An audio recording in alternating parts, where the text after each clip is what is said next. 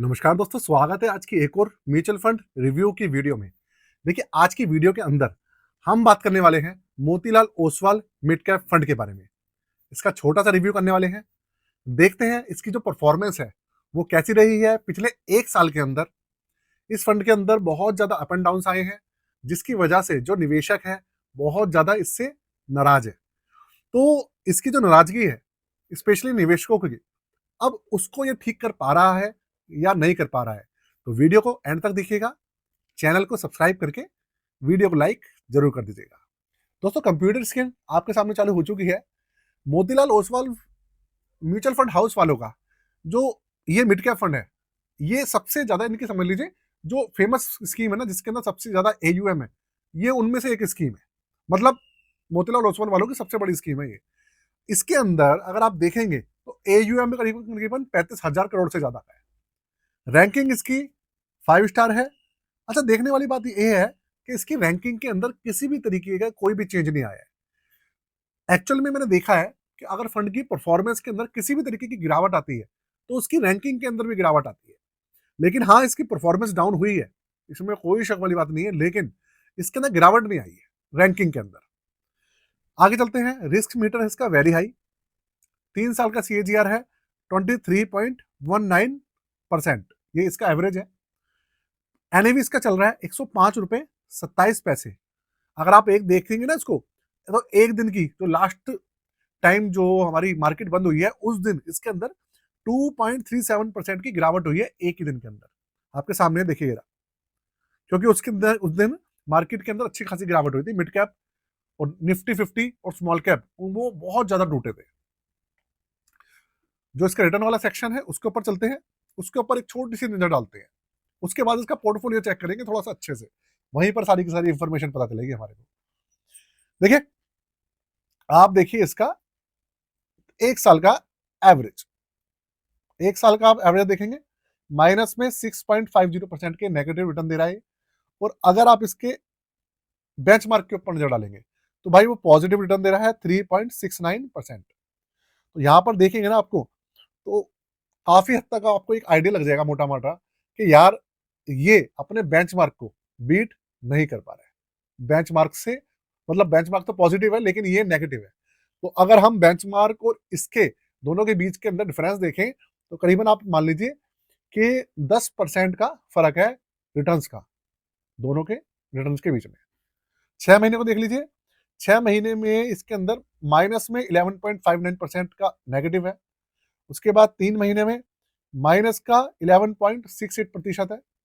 एक महीने में माइनस में 8.86% माइनस में।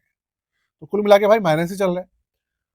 3 साल का, 5 साल का और 7 साल का और 10 साल का CAGR इसका ठीक ठाक है, लेकिन उसको मैं बात नहीं कर रहा हूँ। उसका लॉन्ग टर्म रिव्यू आपको देखना है तो ऑलरेडी वीडियो डली हुई है चैनल पर, आप जाके देख लीजिएगा। लॉन्ग टर्म रिव्यू मैंने कर रखा है, एक दो दो तीन बार कर रखा है, देख सकते हैं आप।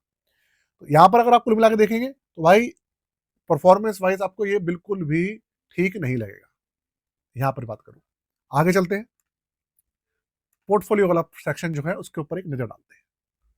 यहाँ आप देखिए 81.60% इसके अंदर इक्विटी है। दूसरी बात, 14.25% डेट फंड्स है और 4.15% कैश है। मतलब अगर आप देखेंगे तो तकरीबन करीबन किस तरीके का रेशियो है, 80-20 का रेशियो है।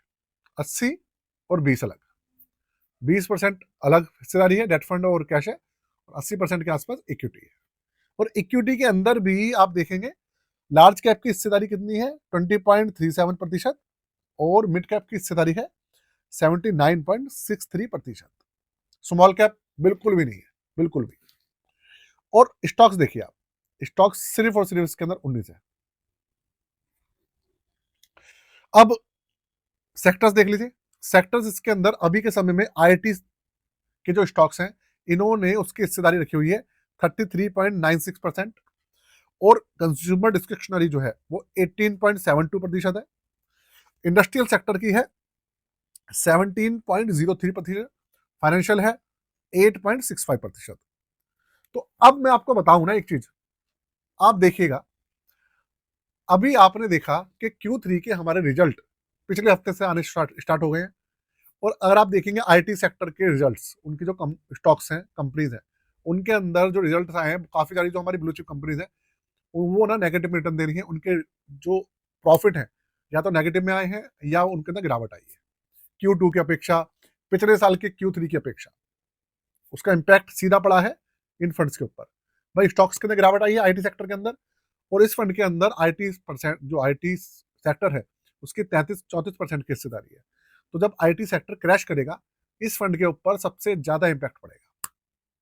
क्लियर है आपके सामने। दूसरी बात, कंज्यूमर डिस्क्रिशनरी इंडस्ट्रियल सेक्टर, चलिए वो तो ठीक ठाक है, कम कम है वो तो, लेकिन आईटी सेक्टर इसके अंदर अच्छी खासी अमाउंट में है। दूसरी बात आप देखें, इसके अंदर मिड कैप तकरीबन तकरीबन 79.63% है। तो भाई जो सेबी की गाइडलाइंस है उसके हिसाब से मिनिमम करीबन 65% के आसपास एक मिड कैप फंड को, जो स्टॉक्स है मिड कैप वाले, वो रखने पड़ते हैं, लेकिन इन्होंने उससे भी 15% ज्यादा रखा हुआ है। अगर ये उसकी हिस्सेदारी लार्ज कैप की तरफ करते तो शायद इसके अंदर गिरावट और कम होती। तीसरी बात, इन्होंने क्या किया हुआ है, स्टॉक्स रखे हुए सिर्फ 19।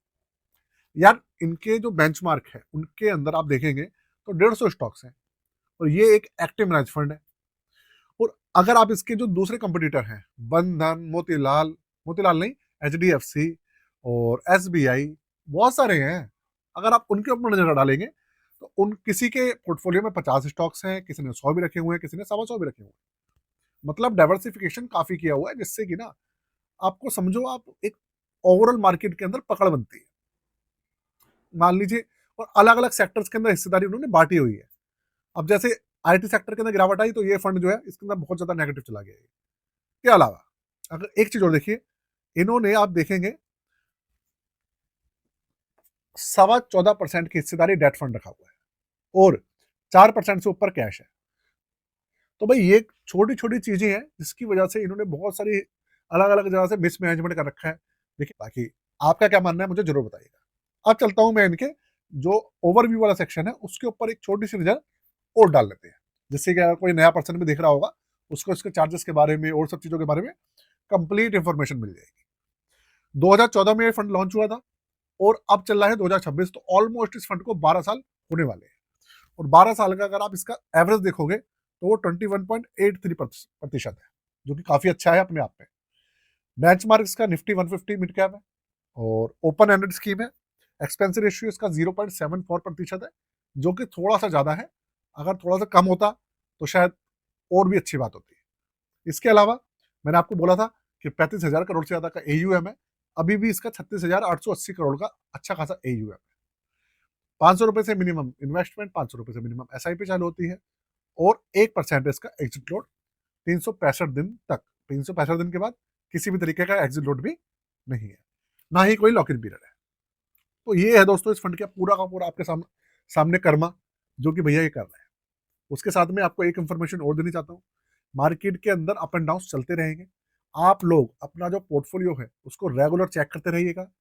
अगर आपको पोर्टफोलियो बनवाना हो, रिव्यू करवाना हो हमसे, तो आप वो भी करवा सकते हैं।